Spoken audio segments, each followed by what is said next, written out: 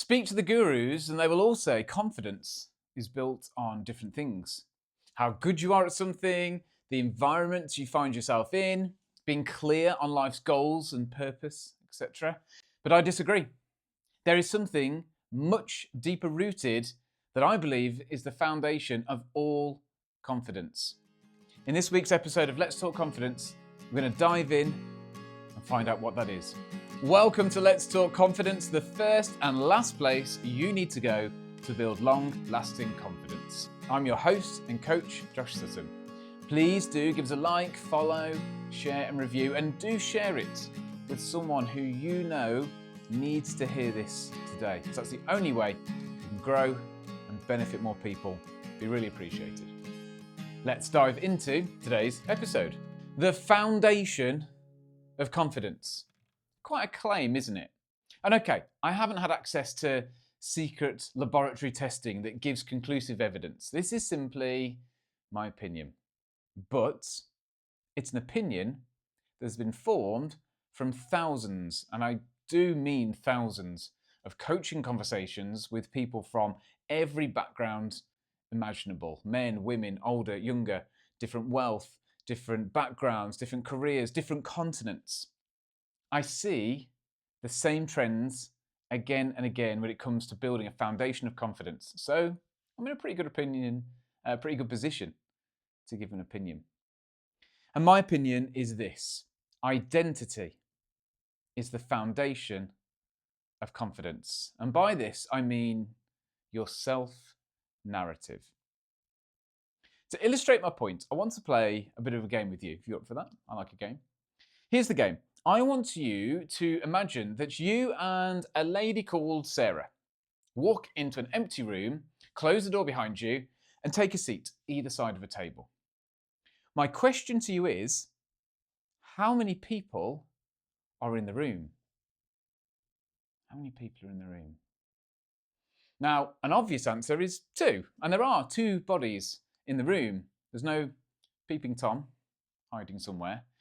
But the answer I'm going to go with is 6. Why 6?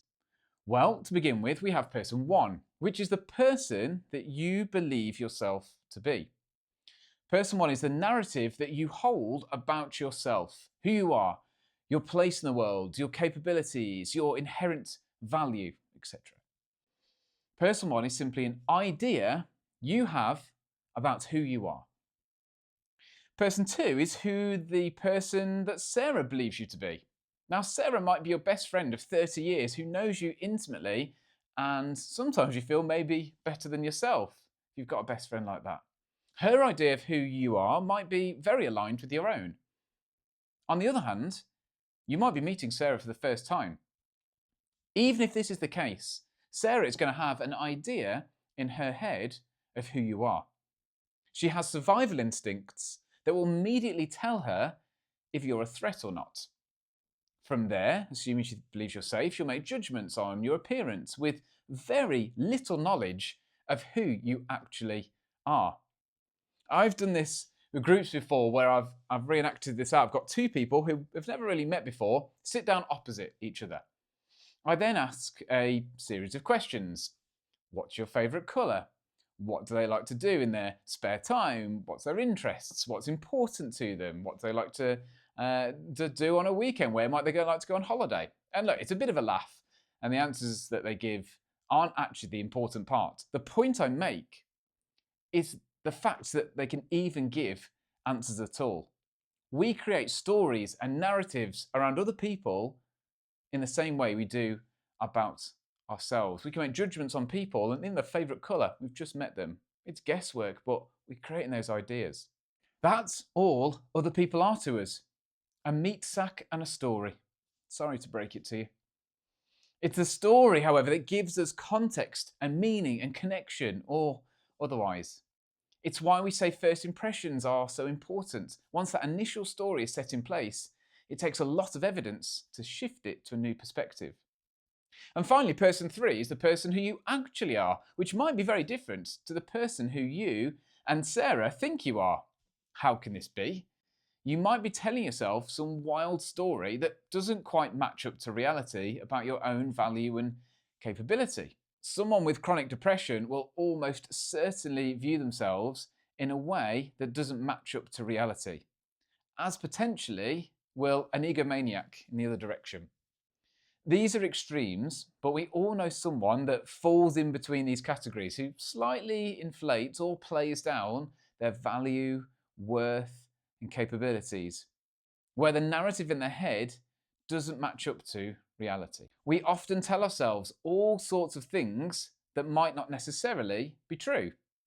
I'm terrible at public speaking. I'll never be able to do that. It can create a disconnect between who we actually are and the person we tell ourselves we are. And to a degree, perhaps most of us do this, not truly knowing our capability until we are pushed and stretched, which, if we are successful, then changes the narrative. We change a story in our mind, in our own heads. That's the 3 people. How do you get to 6? Well, you've then got the same in reverse. Who Sarah thinks she is, who you think Sarah is, and who Sarah actually is. So that's the game. Here's the question. Who would you say is the most important person when it comes to building confidence? Which person out of the 6 should you be focusing on when it comes to building yourself up? The answer is person 1, who you think you are. The ideas you have about yourself, which is what I would call your identity. Why? Because the person that you tell yourself you are will largely dictate the person you ultimately become. If you wake up in the morning and say to yourself, today is going to be great. There is so much opportunity in today. I have a lot to offer people. People are going to listen to me. The work I do has meaning. It is valuable and others appreciate it. It will really make a difference. You will go out into the world and look for the things that confirm those ideas. If, however, you wake up and think, ugh, another day, great, nothing to look forward to, same job, same problems, nobody really cares what I do, nobody listens to me, I'm probably not going to perform very well, I'm going to perform pretty badly, people are probably going to notice and they'll say something, people don't trust me, oh, I'm not a great friend. If this is the narrative you carry into your day, your actions will reflect this too. It's the things you'll look for, evidence to confirm these things are true. And over time, you mold into this very person, becoming the story you tell yourself. And so now we come full circle into answering the question, why is identity the foundation of confidence? It's because the narrative you hold about yourself is the lens you view everything else from. It is virtually impossible to have high levels of confidence whilst holding a highly negative view of yourself.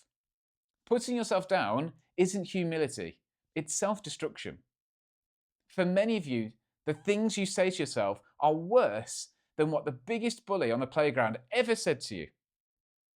I remember I got one of my clients to write a letter to herself which contained all of the viewpoints that I'd made a note of in the first couple of sessions together.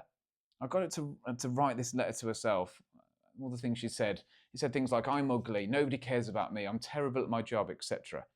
And she wrote it out. She wasn't happy with the letter's contents, but she kind of shrugged and was like, yeah, it's probably about right. I then set her a task for the week. I said, okay, you've got this letter. Your task for this week, you've got a 5-year-old daughter, right? Your task is to go and read it to your daughter. She looked horrified and refused. I asked her why she wouldn't do it. She looked both confused and started to get a bit annoyed. She said, well, obviously, I'd never speak to my daughter like that. Good, I said. But I'm curious as to why you're so willing to speak to yourself in that way. It was a pretty long pause, I can tell you that. And it provided a real turning point in the way this client began to talk to herself. Who we say we are is who we become and is the foundation of our self-belief and self-confidence. A couple of other points on this game with Sarah. The direction of person one, as in who you are telling yourself you are, is far more important than the gap between person one and person three, the gap between who you think you are and who you actually are. I'll say that again because it's a bit of a mouthful. The direction of who you think you are, the direction that person one is heading in, is more important than the gap between who you think you are and who you actually are. It matters little if there's a bit of a disconnect between who you think you are and who you actually are, as long as your personal narrative is building you up rather than tearing you down, and is done so in a healthy way. Remember, who you are is actually just a lag on who you've told yourself you are up to this point. Another point, does it matter that other people might have a completely different idea of who you are to your own idea? It's interesting thought experiment, isn't it? If you walk into a room of 30 people who know you to some degree, maybe a staff room, for example, there are actually 30 different versions of you that exist in people's minds around the room that might be wildly different to each other, to your own, and even to the person you actually are. Now, some of these people might spend a lot of time with you and know you quite well, and their idea of you aligns with your own. Others will barely know you, or they'll only know you in a work capacity or sport capacity, or however you know them. But we'll all still have an idea of who you are in their head. The most striking example of this was when I was a primary school teacher, and I'd occasionally see or bump into children in my class outside of school. The look of absolute bewilderment that I was indeed a person outside of the classroom was always a hilarious joy to watch. To them, their idea of me was that's the person in the classroom and nowhere else. And look, all these opinions aren't something to get stressed about. Again, focus on who you are becoming and everyone else's opinion will follow. There is little point trying to manage all of these versions of you that exist in other people's minds. People will think what they're going to think. And they're going to create an image of you, who you are based on all of their life experiences. By focusing on person one, who you are telling yourself you are, you will influence person two and person three anyway. The person others believe you to be, the person who you actually are. Focusing on person one does this much more effectively. And the question is, well, what should you be saying to yourself? What narrative should you be creating? I'll leave that generally for another episode, but the headline is that you should be envisaging a version of you that excites you. And then think about what they would say to themselves and start to emulate that. Start with the end person in mind, the person of a version of you that you would love to be, and essentially copy what they would say to themselves. How would they talk to themselves? How would they back themselves? The final story I'll leave you with is about a poster I have in my office. It's quite nice. It's about 42 quid off the internet. I've got it as a background on my webcam. There you go. Let's see if I can get it on camera. Da-da-da. Yeah, it's quite snazzy, isn't it? For 40 odd quid or whatever. And I often get a lot of comments saying people like it. And the thing is, there's a very specific purpose to buying this poster. It wasn't to look good or fancy or professional, as cool as it is. It wasn't to fill a space in the background of my webcam. I bought it because of a conversation I had in a gym. Yeah, you did hear that right.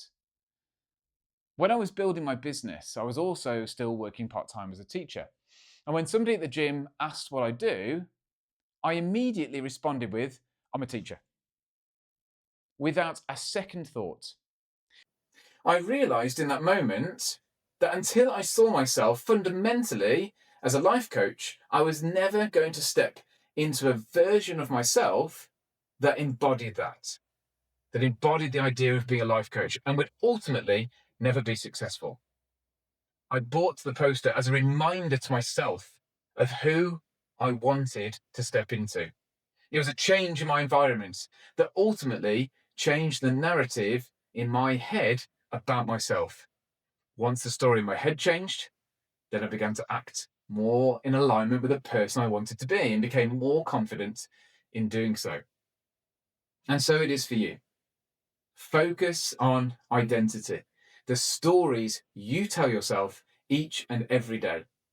Become aware of what they currently are and work diligently to replace them with something positive that builds you into the confident person you want to become. That's all for today. If you want to find out more about teaming up with me as your coach to help supercharge your own confidence and give you the mindset of the few, then head to joshsuttoncoaching.com and we can have a conversation. I'm your coach, Josh Sutton. Let's talk confidence.